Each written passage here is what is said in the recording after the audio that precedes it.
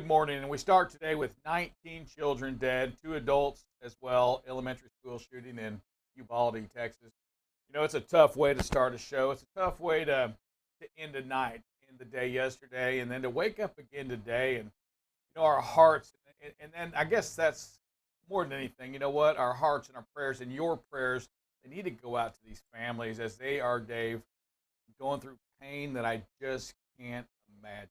Yeah, the tragedy is real, and unfortunately, it's horrific in its nature and intent, and there is no great way to describe it, no good way to describe what's happening down there. I know that we've had a similar incident not too long ago in Connecticut. It has all the same feelings and the same type of incident occurred. I'm telling you, I was sick when I got the news yesterday, just absolutely sick about what had transpired and what had happened. Yeah, it really is. I mean, it wasn't just in Florida last year too, right, or the year before, or a few years ago. We had the same thing with you know, a lot of kids, you know, getting killed at the school, and you know, it was. I struggled to even say how are we even going to start today's show. How are we going to go? What are we going to talk about? I mean, what is more important than our kids? What is more important than the children? For those of you that don't know it, BCB, it stands for Be Safe, Communicate If You Can't Be on Time. And Dave, I just want to talk a little bit about that, because when we say BCB, we say about the BCBs of trucking, we're saying that, you know what, no matter what, safety comes first. No matter what. No matter what, a trucking company, the drivers, we've got to place the value of life number one. And is there any more important place than to protect that value of life than our children, than at the schools, than at, you know, as many places as we can? I mean, I don't even know. I mean, it's not I don't think today's the day that you go and it's already started, you know, the blame thing and what we should do. But I will say this. I mean, we don't know in this world what could happen. I mean, there's a lot of people out there that can, you know, that can do anything with any, you know, can go in there. But I guess I'm saying, you call them resource officers, you call them police officers, whatever you want to call them. I don't know how we don't have one at every single school to protect our kids. It can't be, you got to take the cost out of it. Because I'm saying, when things like this happen, was there a dollar amount that was worth this? And so I go to that, and you know, what's the fear, what's the worry, or what are your thoughts on that? I mean, how do we not have a police officer, some kind of authoritative figure there at our elementary, high school, every school, to protect what I think is our, I mean, as a parent, is there a more important asset, more important being than your children? Yeah, I agree with you 100%. I don't know how there couldn't be a presence, a presence there that can protect, willing to protect. And I'm not talking about the district. I'm talking about at that school. Yeah. I get you can have 4 or 5, you know, officers for the school district. I'm saying, no, if you have 18 schools, you need 18 of them.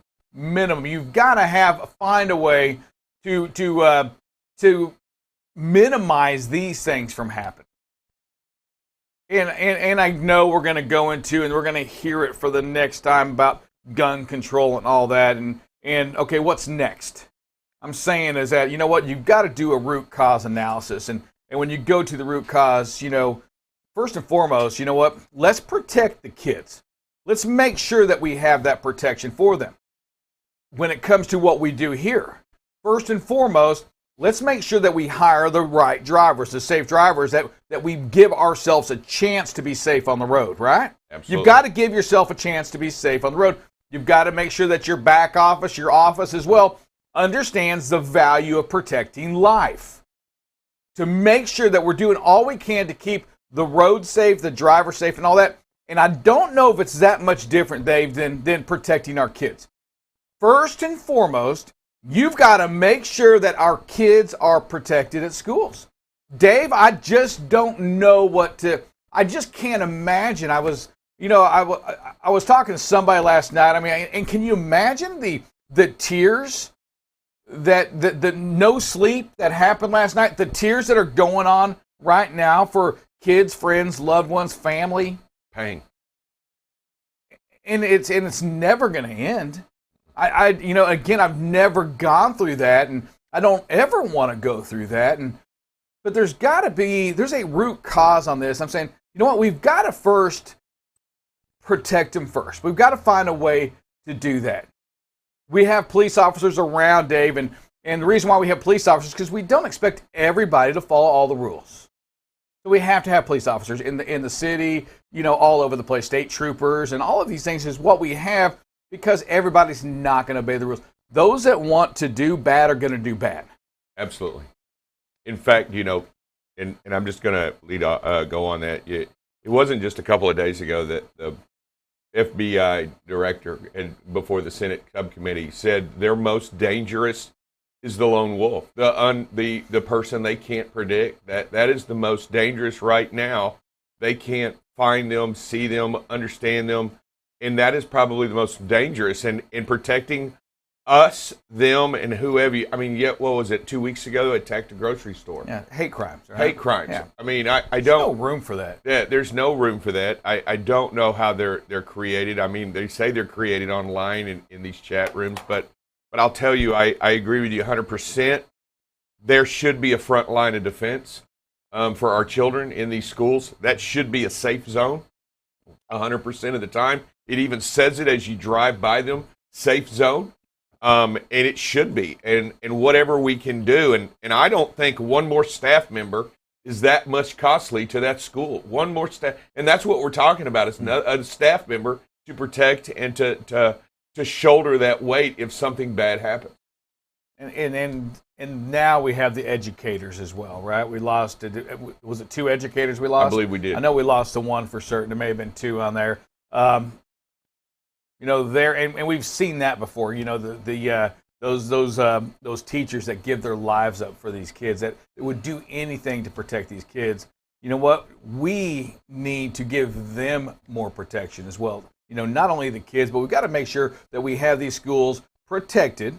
And I'm saying anything is better than nothing. You know what, Dave? We're going to bring it back to basics. Let's go back to trucking for a second. If you have a trailer that has no seal or a trailer with a seal or a padlock on it, if you're gonna break into a trailer, you're gonna go with the one with no seal on it, right?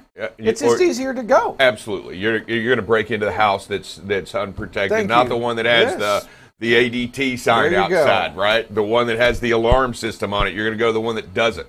You're gonna go to absolutely, they're gonna go for easy targets, and unfortunately, I truly believe that's why the school was targeted, because it's an easy target, and unfortunately, I don't want to get into I don't know what the mindset is that you could do that to anybody, any human. I don't even let understand alone a kid. That's the pain right there, right? I got grandkids at that age, and we've all had kids at that age. Absolutely.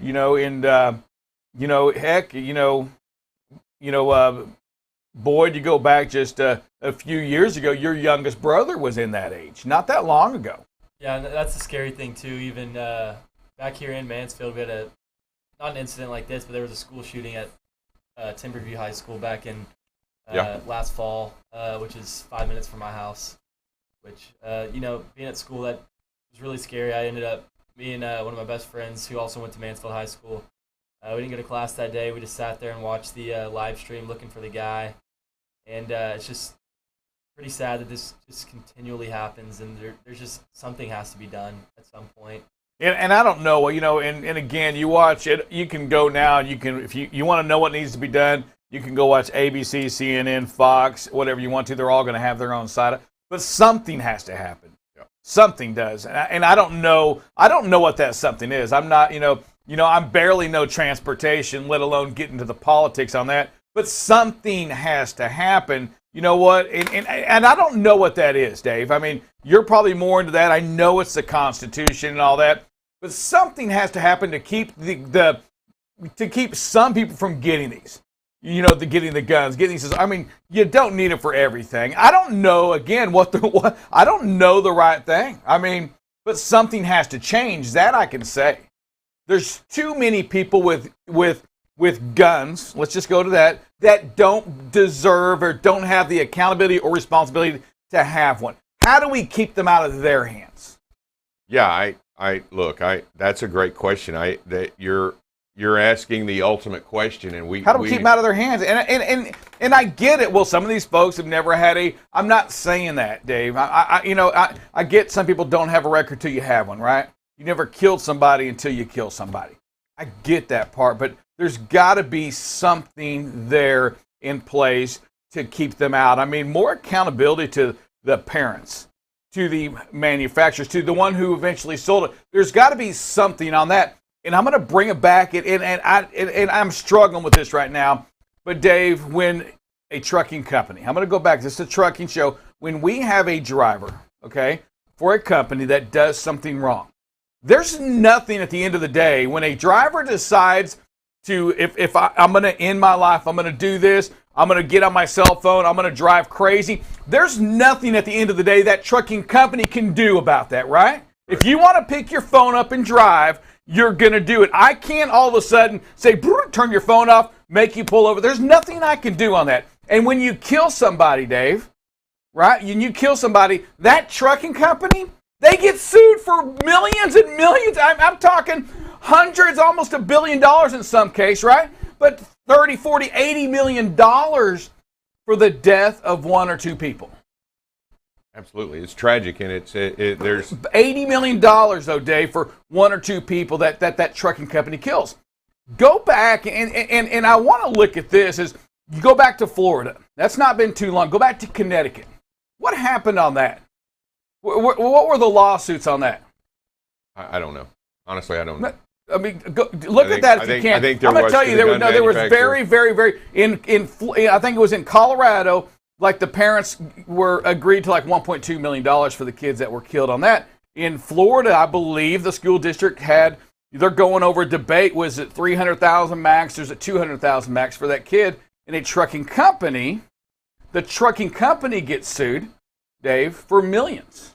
Or hundreds of millions. Or hundreds of millions. And here's my point is if it's the trucking company, we decide that person that is killed on the road is worth $100 million.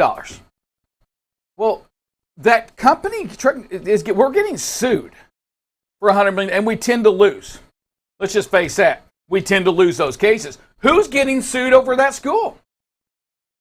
That's a great question. I mean, I'm just curious. I really did think about that. I didn't know if I was going to, I don't know if that's, and I'm not using this as a grotesque, but the trucking company who has no control of that driver that decided to pick it up, and let's just say it was the driver's fault, and they do this, or they decide that they're going to go rogue and they do something, that trucking company, America, will get sued and lose millions and hundreds of millions of dollars.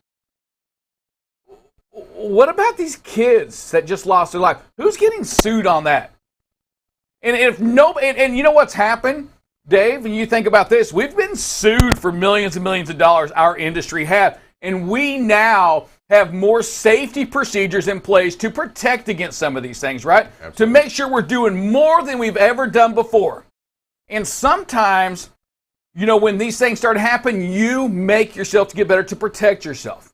And if we're not going after anybody, if nobody's paying the piper on this, for these kids that have lost their lives at such a young age, how are we ever going to, again, I'm not saying that's the answer because I'm the same guy that preaches against it, but it's made us change. It's made us look how we hire a driver. Yep. And I'm talking about the entire industry. We won't hire an unsafe driver right now because they're not worth the liability, the risk on that. When do we start looking at that civilian world, that the people out there as well, the exact same way? Moms and dads, do they have liability to that? I don't know, right? But if we, a trucking company, have liability to what a driver may or may not do on the road, well, how do the parents not have that same liability all the time? Or the counselors at school that may have talked to the kid, the doctors, somebody. I don't know where you even go with this, producer. Yeah, I have the numbers pulled up. So for Sandy Hook, the families reached a settlement of $73 million. And then the Parkland shooting in Florida, the families reached a settlement of about $130 million. $130 million. And who was that after, does it say? The district? With Parkland, it was after the Justice Department because they had tips about the shooter and basically had information saying that he was going to do it and they didn't handle it. So the FBI got sued. And then Sandy Hook, it looked like, Sandy Hook was, they sued the gun manufacturer, Remington. That's right. I remember they went after the gun manufacturer. They did go through gun manufacturer. They pay it? Oh, yeah. They did pay it? Oh, yeah. I don't even know. I mean, I don't even know. My mind's all over the place thinking about this.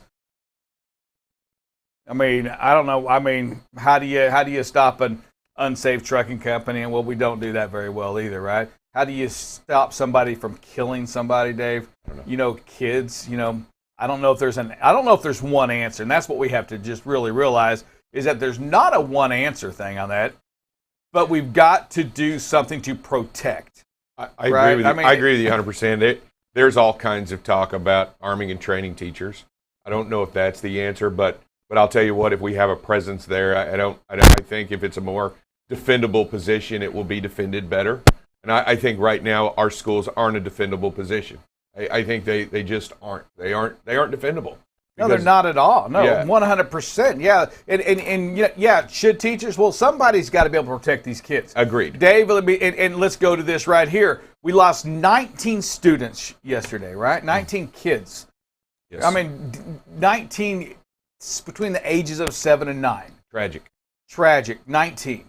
I mean, 18 would have been bad, but it's better than 19. And I guess what I'm saying on that is we've got to, you're right. We've got to have somebody there to do something quicker, you know, because anything we can reduce is better, you know, to protect these kids, anything we can do to make sure that our kids are going to come back home. Agreed.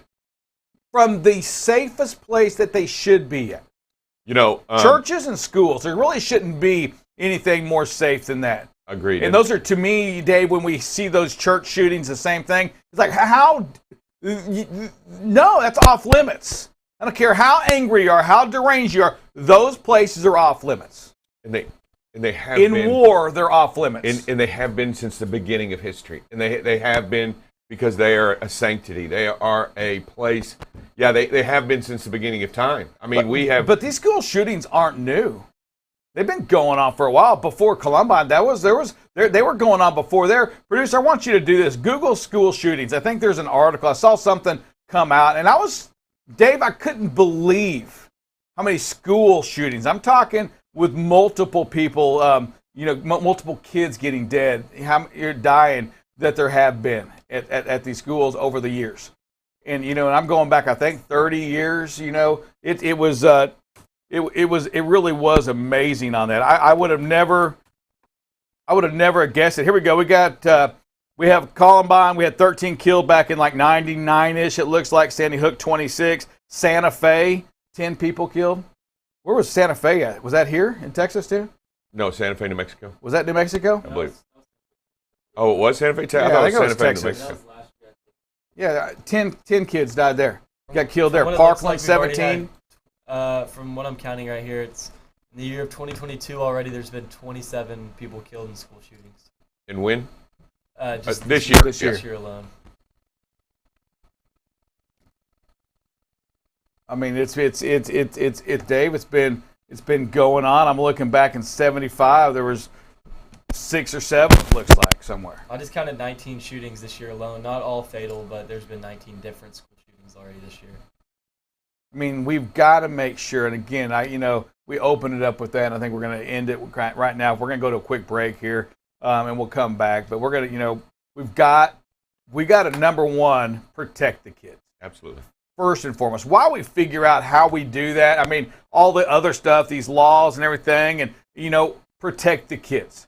You know what? You've got to realize that they are in danger, and you've got to protect them first and foremost. That's the most important thing. While you work all that other stuff out, hey, protect my kid, protect my grandkids, protect all of those kids out there. It's not that much, Dave. There's billions of dollars, I think, being in that's still left for COVID in the school districts right now, that unused, that we never have used. Billions, not millions, billions of dollars on that. Okay, you know what? Let's find a way and find a way to protect these kids. And I could probably bet you to say that there's a lot of companies out there saying, you know what, I'll help with that if, in fact, you, the government, can't do that part. We've got to find a way to protect our kids. Absolutely. That's all this screams to me. You know, it screams, and you know what? We could say, well, what about Six? I'm not talking about Six Flags. I'm talking about our schools. Talking about the place that our kids go to. What, 80% of the year? How many? What percent of the year are they at school? 75%. 75% of the year at school? Yep. Yeah, that's where they are most of the time. Protect them most of the time, what you can right now. We'll be back in just a minute with more BCB Live, the safest station in the nation. This segment has been brought to you by Utility ProWear. Utility ProWear manufactures high-quality, ANSI-certified, high-visibility apparel for both men and women. Infused with a Teflon fabric protector, Utility ProWear gives you the added benefit of providing a barrier to liquids, dirt, and grime, keeping you cleaner longer, brighter longer, and therefore safer longer. Get your high-visibility apparel by going to utilityprowear.com. Use the code BCB20 at checkout for an exclusive discount. Welcome back to BCB Live, the safest station in the nation. Drive safe, Dave. You know what? We see your shirt right now, a little seatbelt sign going on right there. A big seatbelt sign, it could be. You know what, Dave? I'm going to say this. You know, I get it, right? I mean, have you ever, here we go, producer. Have you ever, do you wear your seatbelt all the time? Yes, I make sure I always have my seatbelt on. Is it like the first thing you do? It is. I don't know. There's just something about, my car has a lot to do with it too. It will not stop going off and going crazy until I put it on, so it gets kind of annoying. So it screams at you until you do it. But there's ways around that. I mean, we see it at roadside inspections. You know, I'm curious to see when we get these roadside inspections, how many still had no seatbelts on. There are still so many drivers today out there driving without a seatbelt on. Yeah, it boggles the mind to even think that after the years. You know, I remember in the 70s when it came out, when it became mandatory to wear seatbelts, and how everybody was against it. They were against it for a long, long time. In fact, there were cars in the 80s. Do you remember the cars in the 80s you'd get on and the seatbelt would you know, it'd get your hair caught in it, and get your all, you know, you'd try to get in it, it would try to do it for you when you got in. Yeah. Those weren't the greatest, but I'll tell you the single most thing to save the single most important thing when you get in, you cut that death rate in half the minute you put a seatbelt on. Your opportunity to die in half out the window. But why do we have so many that still don't wear it? I don't know the answer to that. I don't know either. It's a, you know, okay, let's go to it. Well, some guys are big, right? Some of these drivers are big and they can't fit. Dave, is there a solution to that? Absolutely. They have seatbelt extensions for as inexpensive as $19 online. You can order a seatbelt extension and the seat will fit you a lot more comfortably, and it will adjust accordingly. So I get it. That's not comfortable right away, but you know what? You can make it more comfortable to you. I hear it all the time. Well, when I'm backing up, that's not what we're talking about. We're not talking about putting it in a space backing up. That's not when you're going to get killed with it not being in your seatbelt. We're talking about driving down the road at 60 miles an hour without your seatbelt on, or 65 or 70 miles an hour without, and losing control of the truck. Yeah, and because, you know, so here you go, producer. I want you to hear this because Dave does a great job explaining this. You know, so when I think of seatbelts, I used to think about this. When you think of seatbelts, you really think about it saving your life when you get into an accident, right? Not ejected. But Dave, the seatbelt does so much more for that driver, such as what? It keeps them in control of that big missile truck. They don't bounce out. I don't know if you've ever been in a truck when it hits a hole or bumps something. Man, it'll throw you right out of the seat, and it'll throw you away from control of that vehicle. And if you're not in control of the vehicle, what's going to happen? It's going to crash. It's going to go into something. It's going to go on its own somewhere. You've got to make sure you're in that seat. Right. And I've never, until you said that the first time, you know, I never really thought of it from that perspective. I always just thought, you know what keeps you from being ejected out. But I want you to hear what Dave's saying on that, is that the driver's you in a car as well. It's the same thing. Because if you don't have that on, you hit something in a truck, obviously it's going to do a little bit more on that. But if you lose control of the vehicle, who's steering it? Nobody. Yeah, and let me just tell you that you know, in a vehicle like in a car or in a bucket seat or in those kinds of things, it's not it's a little bit different. It's going to be a lot harder to be dislodged from your chair and away from the car. But in a big truck, I'll take you out. In a big truck, you hit something big, because trucks can hit big things and still keep going. Trucks can hit huge things and still keep going. And they need to be in control. Somebody needs to be behind the wheel steering. We've seen many times. Remember that video we showed of the guy going around the school bus because he lost the brake and weaved that?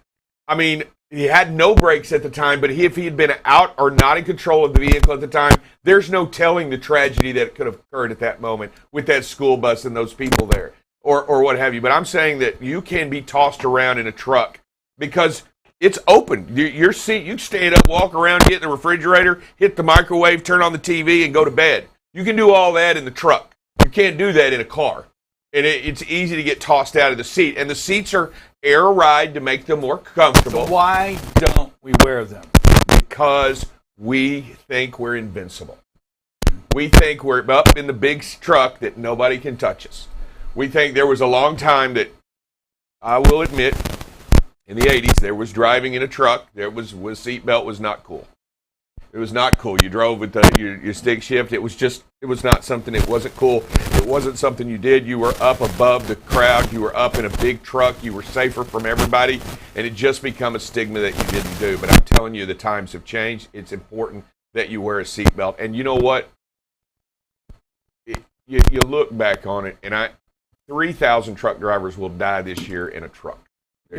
So you bring up a good point, and maybe that's something we can, I know we're going to have Kenny Ray coming on the next couple weeks, and maybe there's a question in there, but I wonder, of those seatbelt tickets that we get today on the side of the road, for roadside inspections or whatever, how many of those are from, what that age is on that? How many of those are from 45 and older and 45 and younger? That's a great question. I'd be curious to see that. I mean, Boyd, any of your friends not wear a seatbelt? Yeah, I actually know good amount of people that haven't worn seatbelts. Wow. In the last year alone. Like make a habit of not wearing them? I don't think it's a habit of not wearing. I think it's just the fact that they just don't think about it. Are they driving and not wearing them? Yeah, I wouldn't say it's selfish. I would just say. But it is selfish. I mean, yeah, it is. It is very selfish. They're not. Yeah, and that's the thing with me too is, since the month of February, I've had. My best friend, got in a car accident. He's paralyzed from the waist down. Broke his back, broke his neck. Almost died. One of my other really good buddies had two of his friends from high school he had two separate friends from high school that were killed in car accidents in the last 4 months alone. Wow. And so, seatbelts involved or not? Do you know? I'm curious. I do not know for sure, but Huh. I think the main issue with people not wearing them still to this day is that they haven't had a situation like that occur in their life where it's become personal, where they can Yeah. And once you have that, there's no question that and unfortunately that's human nature to not have tragedy in order to make a change. It depends on, and we as humans we look at tragedy in order. I mean, it takes tragic events to make changes happen. And I don't know that people realize how many people will die out on the road today. I don't think people get it. I just don't think they understand. Is it just something that we've come to accept, Rick? Have we come to accept it that that's the price we pay for being out on the road? I don't think it is. I think it is I think if we listed the names every day on the television like they did during the Vietnam War of those that died yesterday on the road, it'd be more real. But we don't have that to us. We don't see the reality. In fact, we don't want to see it. We don't want to know about it. And unfortunately, it is something that we got to continue to talk about and be real and honest with ourselves. How dangerous. That's the only way we're going to be able to make a change.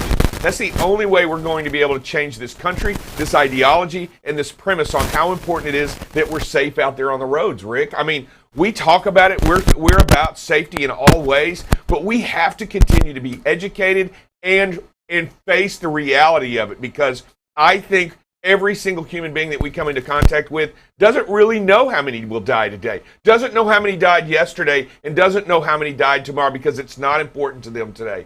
But unfortunately, the statistics are real. They're very real, and we've got to continue to educate the public, continue to fight to get that very real ideology across. Well, that's the thing with me too is, I actually saw a person get killed in a vehicle accident back in it was either September or October, but I watched a person on a motorcycle get hit by a truck that ran through a red light. Literally saw them get hit by the truck, and they shut down the road. We got stuck there. It was right on University Drive, the main road in College Station right there. But it's just little things like that where it really starts to kind of burn into your mind how important it is to be safe at all times on the road, and it's just kind of not really pushes you, but it becomes habit to go out of your way to do the little things. Yeah, and so you guys have both kind of said one thing, and Dave, you said it perfectly. You said we don't make change until we have tragedy. Yet even then, we fail to learn off of other people. We watch.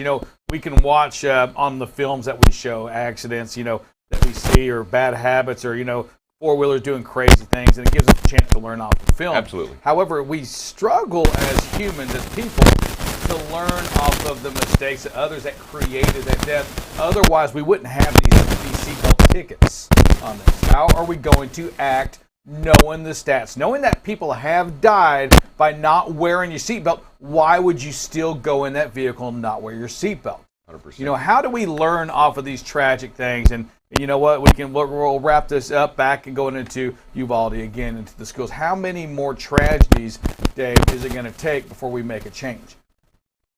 At the schools, the way we drive, the way that we use these cell phones still. I mean, boy, do people die from getting on their cell phones, by being distracted? Oh, yeah. Yet that temptation's still there every single day. When do we learn from the tragedies, other people's tragedies, so we don't have them for ourselves, and the pain and I think the selfish part that you talked about, Dave, the selfish part is that you don't realize the amount of pain you're getting ready to put on somebody else, on the moms and the dads, because you didn't do that, or the family members of everybody whose lives you affected. And again, I'll go into the trucking accidents when we just weren't following, didn't have the right space. We weren't making the right decisions as an industry. We can go into the school shootings. Do we realize how many lives that we're affecting? I mean, how many hundreds and hundreds of thousands of people that we are affecting by our actions? Or our inaction. Inaction. Inaction. I'll tell you, it's sad, and to me, the biggest deal is denial. It's denial of the facts. It's denial of what's going on. Not believing it can happen to you. And thinking that, oh yeah, well this is just I'm just in a hurry. I can change lanes. I can cut all the way across. I can look at my phone. I'll be fine. And it's all of that. David, for 21 years, over 21 years, every single day, for 21 and a half years now, every single day, somebody has died on a Texas roadway. Absolutely. For 21 years, that's older than Boyd is. As long as you've been alive, every day plus probably 2 years or a year, somebody's died. Every day, somebody's died on a Texas roadway. Every single day. And it's not all from texting that, but it's how much of that is distracted driving, how much of that is our DUIs, or all of those things there. Every single day, as long as you've been alive, somebody's died in Texas on a Texas roadway. Absolutely. How do we learn from that to eliminate what you can? If that distraction is causing 30%, if that's the largest thing, I don't know what is, but if this is the largest distraction, you know what? You've got to find a way to cure that. You've got to find a way to cure that part right there. You've got to attack that root cause of the worst thing and then go after something else. That distraction on the phone, Dave, following too close in speed, I can't imagine in four-wheelers or trucks, and I know we got double check coming on, and maybe we can do that tomorrow or with Kenny. I'll just say this. It's got to be distracted driving, following too close, and speed are the three main things in probably every fatality accident on the roadway. Do you agree with that? Yeah, and I would add one more. I would influence vehicle. I bet you that's number 4. I bet you those 3 are above that one. I bet you that following too close, speed, and distracted driving are probably 3 of the top on this hashtag in the street. I don't know what it is, but attack the worst. Quit, learn from other people. That seatbelt, if you're not wearing your seatbelt today, I mean, what do you need? I mean, do you realize when something happens, and if you do, the amount of pain you are going to put on somebody else? Because, Dave, seatbelts save lives. They don't end lives. Nope. They save lives. They protect you. They are the best defense you can have when you get into a vehicle and before you move it. They're the best defense you can have. They'll protect you indiscriminately no matter what happens. They'll protect you. And I just don't know. Buckling up. This sign you see, and usually you'll see like buckle up right underneath it, or you'll see wear your seatbelt, or you'll see a little sign underneath it. But this is the symbol. And this is the universal symbol, and not only in the United States, which we have accepted, but it's all over the world. It's pretty simple that this right here works. And I just think that if you go out there and today, if you're not wearing it, put it on. If you're listening to the show and you're not wearing it, get off the road right now, pull off the road, get that seatbelt on. Yeah, put it on. Just click it. I mean, and I get it. Make it a habit. Learn how to wear it. Learn it. If you don't do it regularly, if you do have a bad habit of not putting it on, find a way to put it on. Find a way to be right. There you go. If you're with a company right now that just won't pay for that, they're not going to give you that extender. You know what? Email us here. Let us get involved. Your life is that important to me. Do you know, Rick, that people don't realize that out there driving a truck, that if you do have an accident, they can look at the ECM in the truck and they can tell if you had your seatbelt on or not. They can find out right away that if you were wearing your seatbelt or not, because it's located in the computer module in the truck. The history of the last thing that it will get, it will know if you were wearing that seatbelt or not. That's how, that it will know if you were protecting your own life or the lives of others out there on the road. And I don't think people see, I think they just think that the police officer can see them. Well, I'll tell you what, the truck is watching you not wear a seatbelt. Or the car is watching you not wear a seatbelt. They're watching you. Wear the seatbelt, protect life, protect your life. Make it back home to the ones that love you. We'll be back with Double Check Dale coming up next. This segment has been brought to you by Utility ProWear. Utility ProWear manufactures high-quality, ANSI-certified, high-visibility apparel for both men and women. Infused with the Teflon fabric protector, Utility ProWear affords the wearer durable clothing with a great fit to afford the highest degree of safety. Get your high-visibility apparel by going to utilityproware.com. Use the code BCB20 at checkout for an exclusive discount.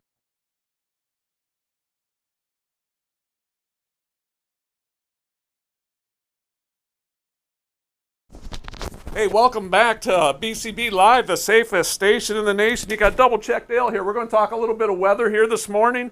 And, the winds have been a big story for the past couple weeks or whatever. But today, we've got a pretty good, pretty calm day coming up overall. The winds that we're going to see are going to be really associated with some thunderstorms and rain that's going to go on in the central part, southern part of the United States today. So like I said, right now we're looking at, let's look at the winds right now.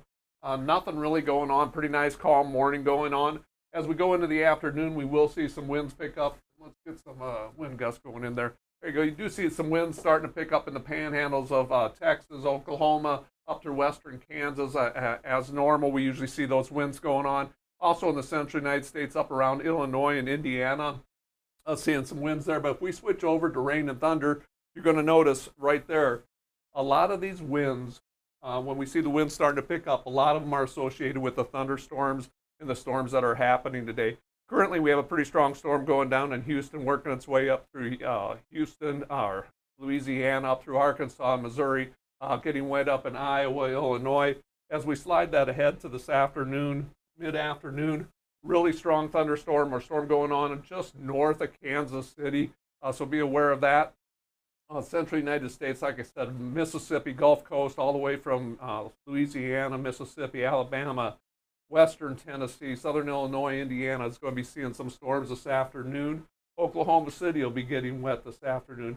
As we go into this evening, The storms still stick around. It's still that central part of the United States, the southern part, Louisiana, Mississippi overnight.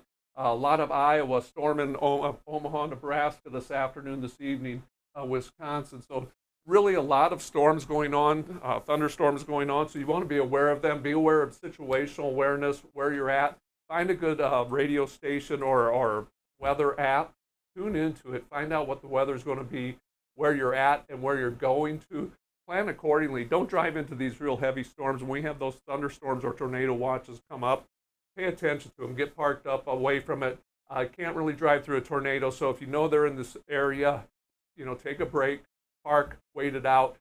Just be aware of what's going on with the weather around you. And with that, we'll take a short break and come right back and talk safety.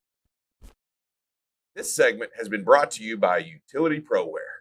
Utility ProWear manufactures high-quality, ANSI certified, high visibility apparel for both men and women.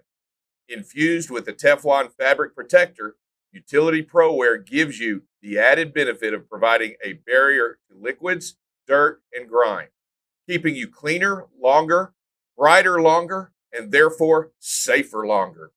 Get your high visibility apparel by going to utilityprowear.com. Use the code BCB20 at checkout for an exclusive discount.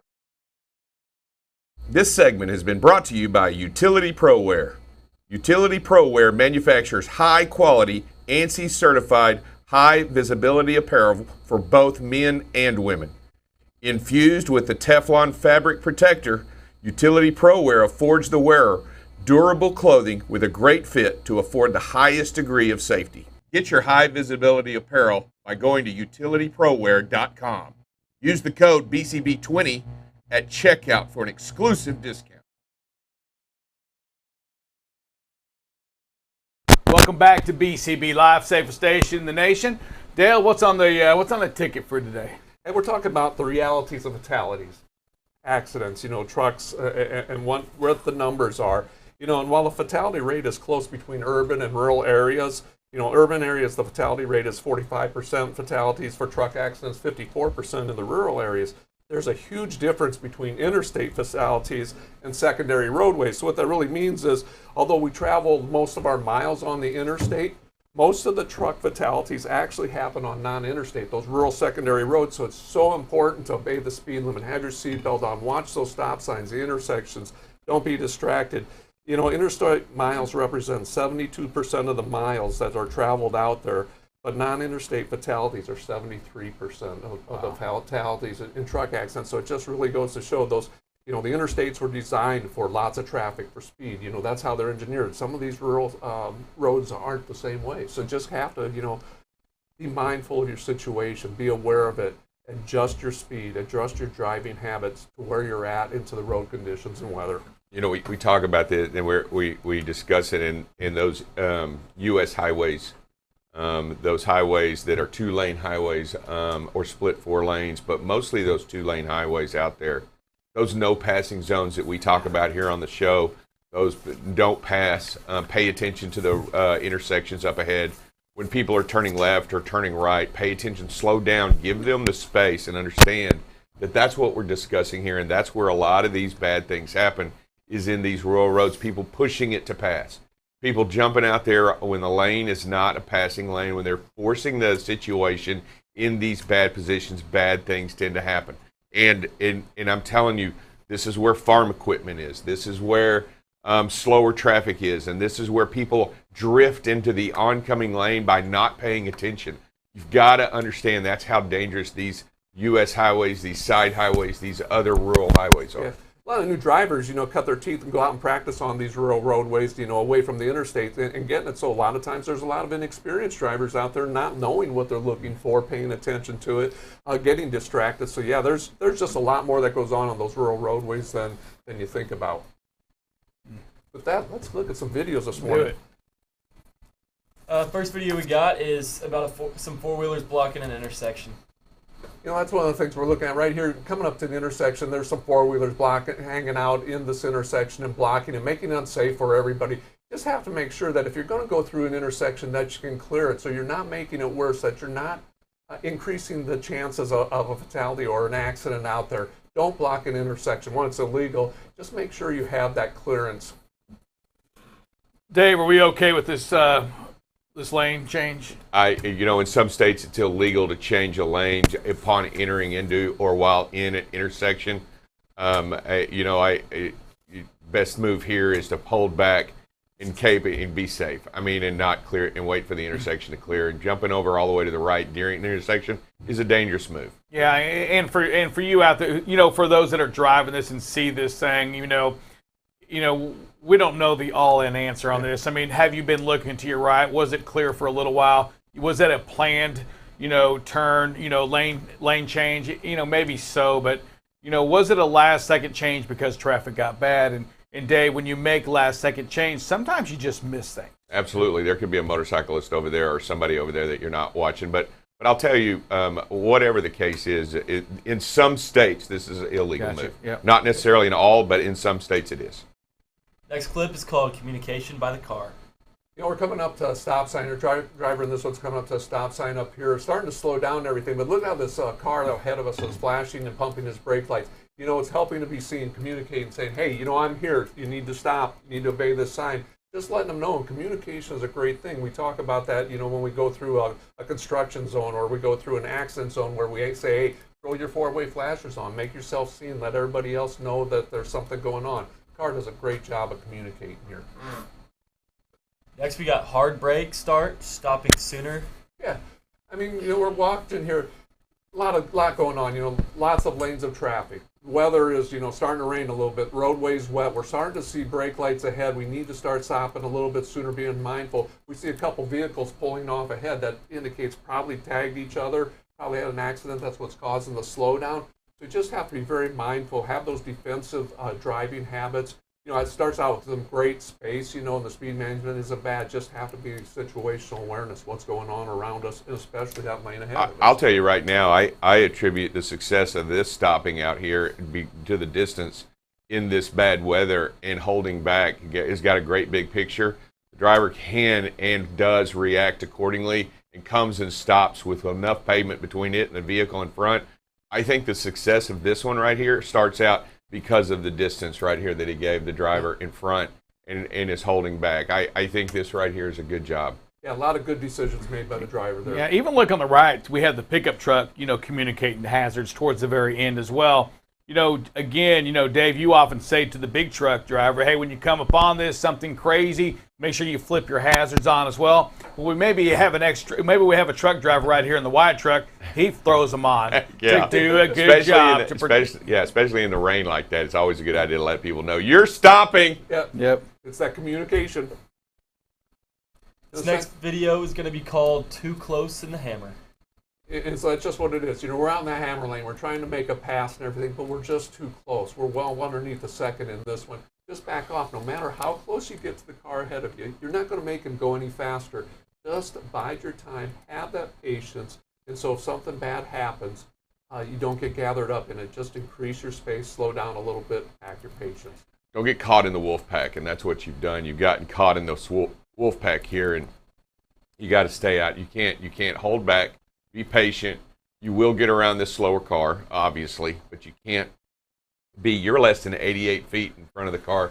In front of you at this miles per hour, you can see the miles per hour up there on the right, and you have less than a reaction time of 1 second, which is not good. Yeah, and the reaction time, Dave, or Dale, either one, go into when you say that, what are you talking about? You're talking about when you identify there to be an issue. Let's say that vehicle in front of you slams on the brakes. All right, for whatever reason, it slams on the brakes. The time for you to identify that the lights or that it's hitting the brakes, to go into your brain, process, and get down to your foot to get over to the brake. That's just the reaction time. That doesn't include. And how in general, what's that reaction time? Less than a second, but it's about a second. But you're going to use that up before you come into contact with this vehicle.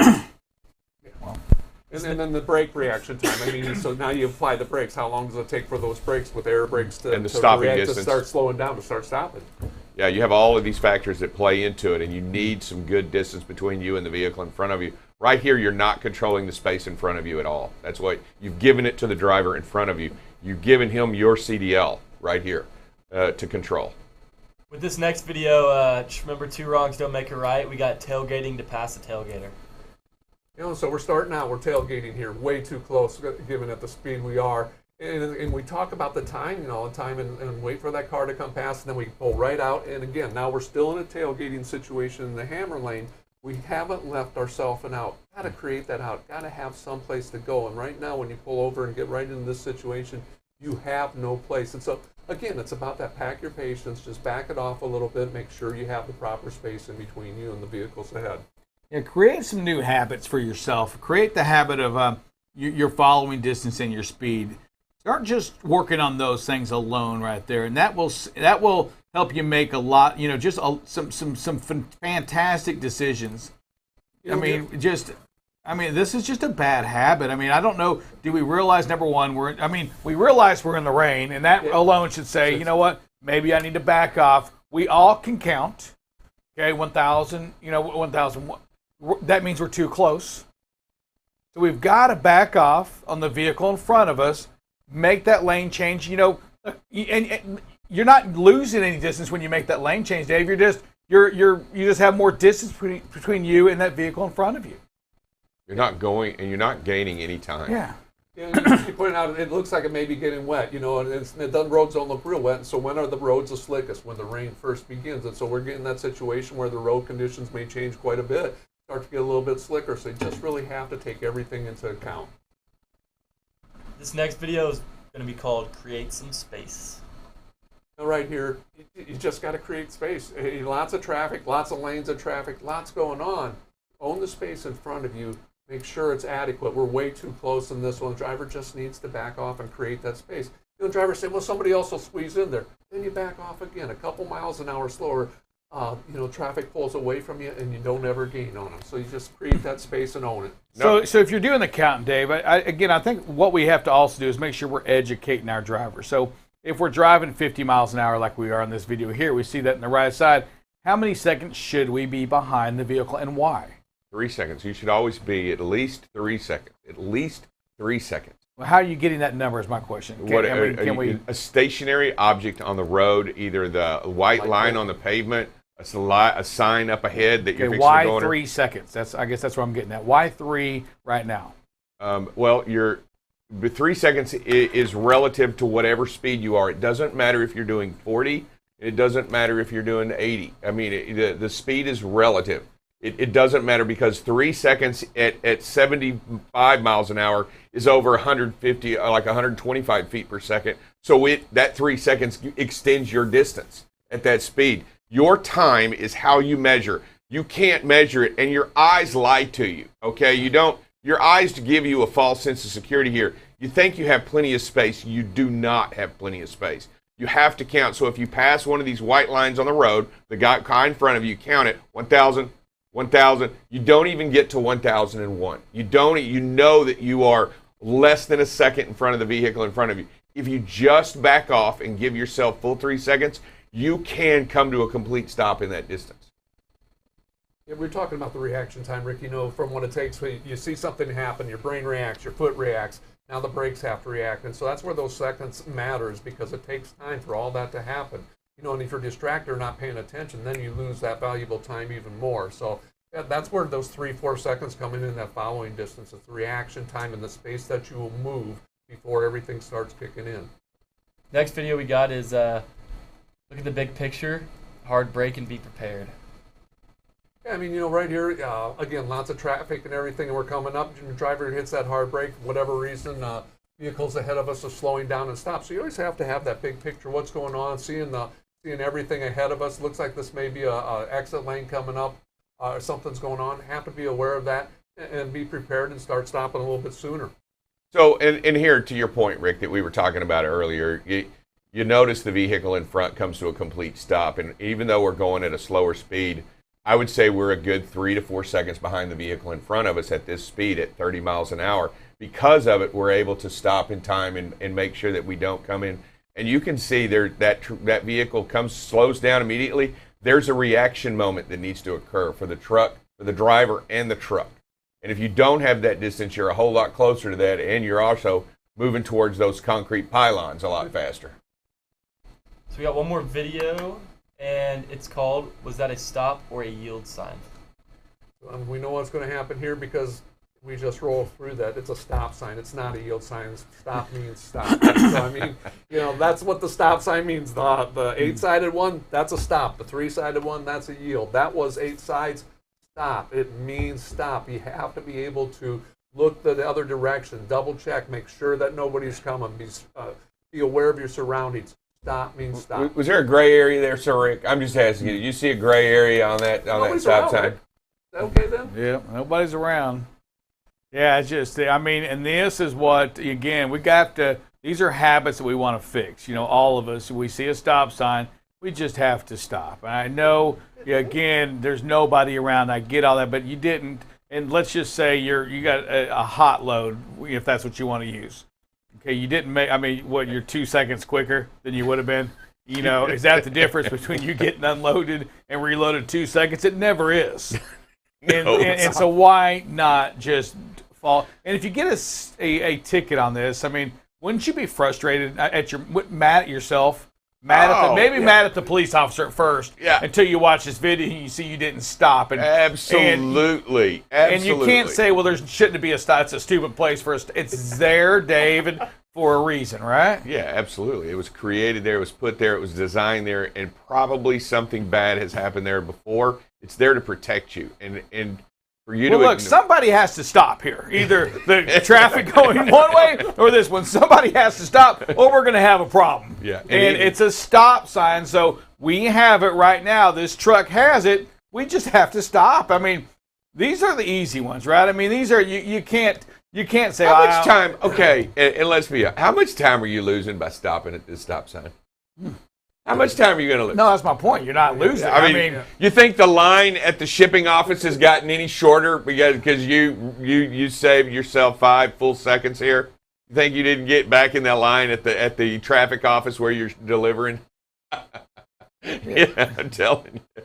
No, you're not saving. And that is right there. That's a bad habit. It's just a bad habit. That's a bad habit. These are things that we show. And again, much like the seatbelt, Dave, on your shirt, we show these things so people can learn. And what we have to do as a community, that's what we are. We're a community of trucking professionals. What we've got to do is to see where we can improve, right, and then make the steps needed to improve upon them. Changing our habits, the eating habits, our driving habits, all of these habits. You know what? If you want to quit smoking, well, you got to reduce what you're doing. You got to stop. Quit buying them. Quit buying them. All of these things right here. If you want to get better at, you want to improve your skill, you want to help protect life. If you're following too close, again, you have technology that helps you out. Right. You yourself can count it out. So many ways that we can improve upon some of these bad habits and make our lives safer, make the chances for us to get home or others to get home safe to their families. Just it improves everybody's chances. So we're going to say a quick prayer. Listen, we want you to be safe today. And again, make the safe decisions. Work on your habits. Understand that all of us have things that we can be better at in our lives. Whether it's our anger, whether it's drinking, whether it's drug, even whether it's the way we drive, all of us have ways to do that. The first thing you want to do is make sure you identify it, then start working on it. Start applying things to make your life better, to protect life. On the road, we're showing you what we can do. Dave's showing you from his shirt. We see it at the stop signs. We know when we're following too close. We have technology to help us make it back home to our families.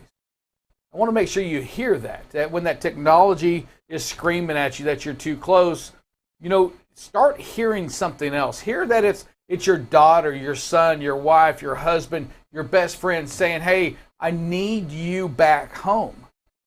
Can you back off a little bit? That's what it's telling you. It's not saying you're too close, that you're too close. It's saying, Dad, Mom, brother, sister, best friend, spouse, I want you back home. Slow down, back off. Give them some more space just in case. Follow that technology. Our dear Heavenly Father, we thank you so much. Our hearts hurt today. Boy, these are tough times when we struggle with, in our minds, and in my mind, it's like, man, what kind of plan was this? And I ask that you just be with me to help me trust that that all of this is for a reason, I guess. I don't know. These are struggles that we have out here, and these families are struggling right now, and I ask you to be with them.